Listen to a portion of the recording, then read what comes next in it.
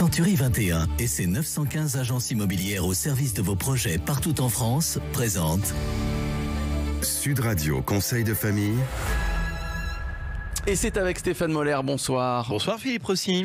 Vous êtes associé, mon cher Stéphane, au sein du cabinet VIA et nous nous retrouvons chaque soir pour parler finance, immobilier, mais également droit de la famille, bref, pour parler de gestion de patrimoine.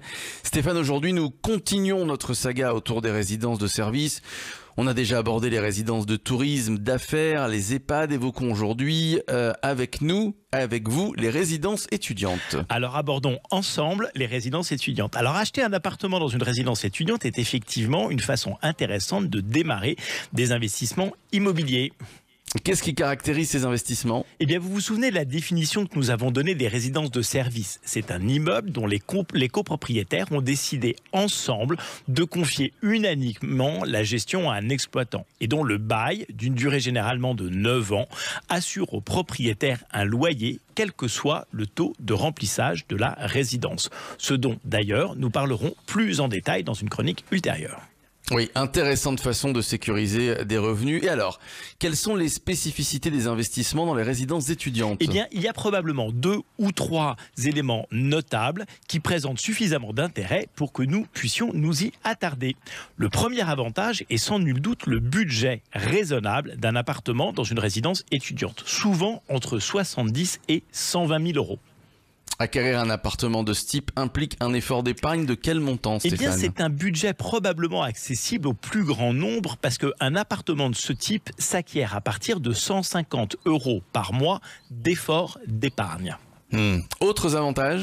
Eh bien, ce type de résidence est souvent construit à proximité des grands centres universitaires, c'est-à-dire le plus souvent dans des villes de taille importante, ce qui confère souvent une valeur patrimoniale à ces appartements. Donc, ça veut dire quoi ? Ça veut dire que ces studios ont souvent une valeur intrinsèque. C'est-à-dire qu'en l'absence d'exploitation commerciale, on pourrait imaginer tout de même possible d'en tirer un revenu. Donc, une fois de plus, l'emplacement est primordial. Absolument. Comme toujours en matière d'immobilier, il faut qu'un bien immobilier puisse avoir sa valeur propre. Et le marché, Stéphane, a-t-il de beaux jours devant lui ? Eh bien, les étudiants sont de plus en plus mobiles. Ils s'éloignent souvent de chez leurs parents pour faire leurs études et doivent donc se loger avec un budget raisonnable. Et les résidences étudiantes s'imposent comme une solution de plus en plus incontournable. Des inconvénients ? Alors oui, le rendement de ce type de résidence est parfois un peu faible.